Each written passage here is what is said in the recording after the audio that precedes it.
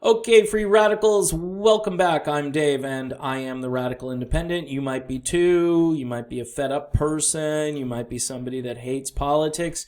You might be somebody who's registered as a third party person. I'm a member, proud member now of the Florida Green Party. Yeah, can you believe it? The guy who is conservative. I am still conservative on a couple of issues, but here's the thing. I find myself, when it comes to the economy and how we help people, I find myself on the environment and how we fix things. I find myself on freedom of speech and a whole host of other issues. The war issue is still my biggest issue. That's why I supported Tulsi Gabbard, because she was against these endless wars, or at least I thought she was, until she went on Jimmy Dore and said these are some good missions that we are fighting, or there are some good missions. She didn't name those missions, and this was after campaigning for months without mentioning that. Prior to her campaign, she said something like, "I'm a hawk on terror," but then she condemned all of those activities that were involved in that supposedly were rooting out terrorists. So I still don't understand that. That was a very weird pivot, and one, quite honestly, that has changed my view on what she's about. Okay? You can, the fact that you can love your country, but you can not love some of the things it's doing. Like, you love the country for other reasons. It's a great place to live. The diverse population around you, the people that you meet, a lot of the small businesses. You can find good things about America, but war is not a good thing about America. And to say you love your country and hence you're okay with people who go off to fight in wars that make no sense, that's why I am a Green Party person now. You could be a libertarian.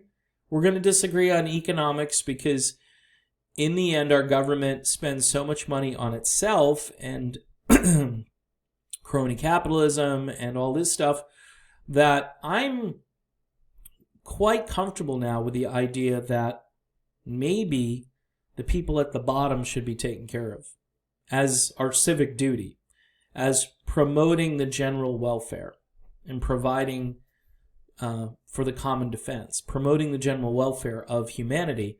And for the population. That's in all of our documents. And it's silly for us to sit here and debate how we're going to get there if we think the free market's going to take care of it, get rid of the Federal Reserve, and that's going to solve your problems. Then you're going to have to get rid of a lot of banks on top of the Fed. The Fed is just another large bank that's out of control that dictates monetary policy. But then if you get rid of the Fed, some other, like Chase Bank will become the new Fed. So there's a lot more to be done than just reforming our banking, although that's a huge step. That's not going to cure everything. That's not going to make all of these problems go away.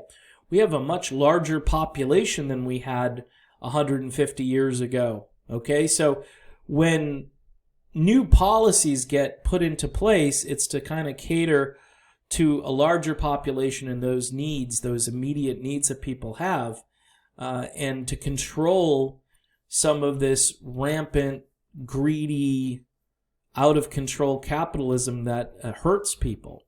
So hence, Green Party is better than Libertarian Party in my view. I would consider a Libertarian candidate for president, depending on the circumstances and depending how well a Green Party candidate does and who the Libertarian is, and are they putting anti-war stuff out there first and foremost? Are they talking that, or are they,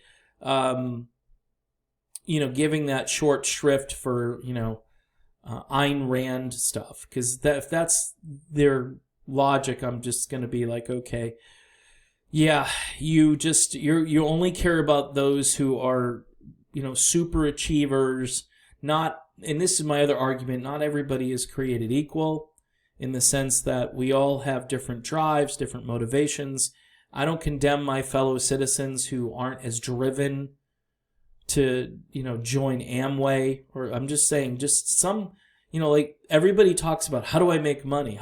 Well, in the old days, you could work hard at almost any job and get ahead. That's not the case anymore. And there are many factors as to why that is, but these people need immediate help. They don't need some economic theory that might help them 10 years down the road.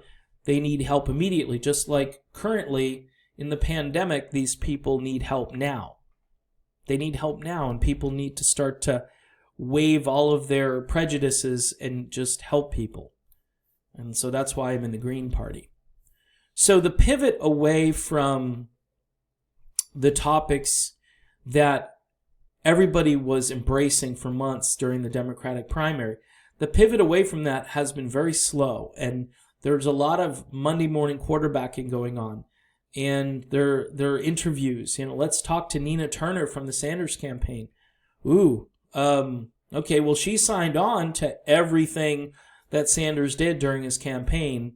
That was a sheep herding exercise to bring people into the so-called progressive movement, so then they could be sheep herded into the actual neoliberal order, which is really just disheartening that all these people have to kind of, acquiesce and to relinquish their passion for these issues and just say, hey, it's Joe Biden. He's better than Trump. He's nice. Trump's mean. Trump does mean tweets. He's orange. He's bad. That's not going to fix the problem. The problem is far more serious, and we need to get serious about fixing the problem, and that means you've got to go around and build another movement outside of this two-party nightmare. So that should be the focus of this.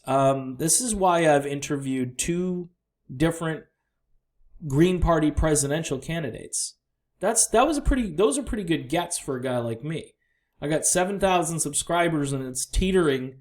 It's going down, it goes up, it goes down, because people were so enthusiastic about Tulsi Gabbard, and I gave her so much free airtime and publicity, and I was very enthusiastic about Tulsi Gabbard, and then that to me that was like getting slapped on the head.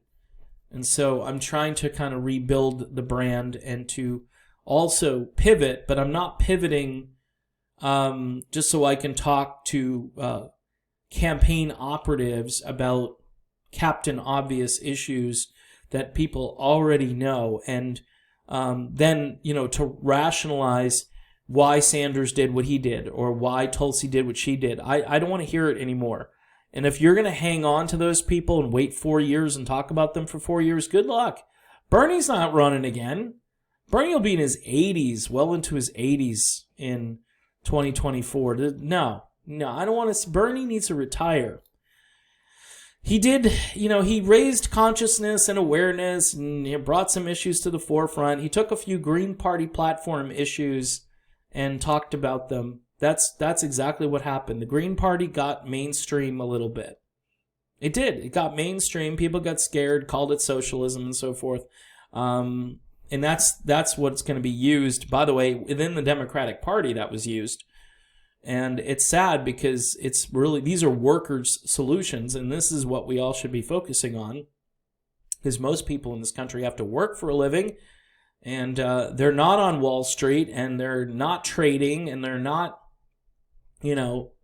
calling their broker up. What they're typically calling is their school to find out if their kid is doing okay. I mean, people have a different set of issues, and we're all just trying to get through this in the pandemic. All of these things at a very sort of rudimentary level, how these parties are just completely out of tune and out of touch with the average citizen. And this is, again, why you can't have a revolution in a counter-revolutionary party.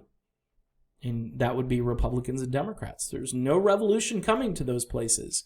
The revolution is outside of those things, and we have to build it.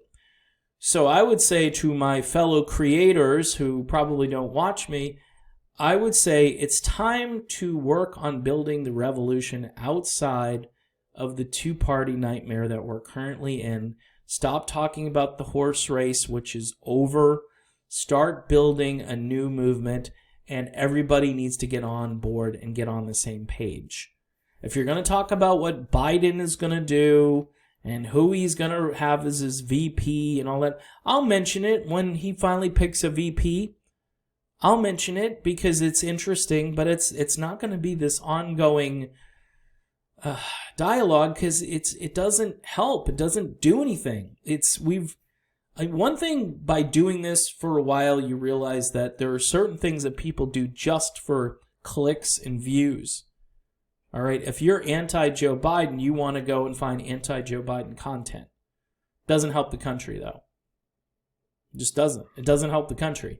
If you're for alternative methods, all right, ways around, like alternative medicine, if you're for those things, you become sort of a freak. You're ostracized, marginalized. You're told that you've got no chance. You're told that it's just silly, stupid. And then every little tiny defect in the person that you're supporting or promoting, those things come right to the fore. But when it's like Joe Biden, this is who we've got, and maybe we can influence his candidacy and his platform. It's just because you know why? Because it's institutional. People see a lane to power. So what they want to do, rather than create another lane over here, they just want to get in this lane and try to jump on the shoulders of this person and hope that they get there, and then they believe they're going to influence. This is what Noam Chomsky has been saying recently, by the way. Really scary. And apparently Aaron Mate, a guy I really respected, has also been talking this silliness, and it's neoliberal disaster is what it is. Because you know what? You can make the same argument if people cooperated with Donald Trump. Donald Trump did, prison reform? He did. He did criminal justice. He did prison reform. And I bet you could get Donald Trump to do a single-payer healthcare plan. Because Trump doesn't care about, what is it? He cares about himself. So if he gets credit for something, even if it's way off the radar, if it's not in what his party would do, Trump doesn't care. And I know that's crazy, but you could, instead of attacking him on things that like Russiagate and Ukrainegate and all these other gates, what you could do is try to influence him and say, hey, we'd like to work with you, Mr. President, on this. And immediately his ego would kick in and say, yeah, I'd like to get credit for this and tell everybody how great I am. And you could literally help people. But because you've decided that Orange Man bad and he has to go away and we're going to replace him with somebody who can barely function and speak coherently, and we're hoping to get a little bit of tinkering around the edges. We're hoping, but we're probably not going to get it. But this is our goal now, is every video is going to talk about how if we could just get Biden to listen to us, even though he's not hearing anything these days, then life would be so much better. When you've got a guy in office right now whose ego is so big that if you decided to work with him and say, truce, Mr. President. But see, the neoliberals aren't going to do any of that stuff because the neoliberals don't believe in that. You've got to get progressives that see a lane and say, hey, let's try to work with Trump. Let's just try to do it and see if it works. And if it doesn't work, then we continue to build our movement and bring people in from the outside, bring real independent thinking in. And from there, we start to dominate. We start to win elections. We start to outnumber the people that don't want to help the working class.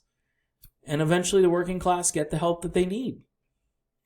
So anyway, that's probably the way forward. Not this, let's interview Nina Turner. I don't know what that does.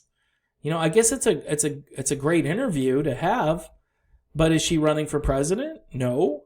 I'd rather talk to presidential candidates, and that means Greens and libertarians, because those are the people right now that many of us are interested in, because we are no longer going to play the two-party game.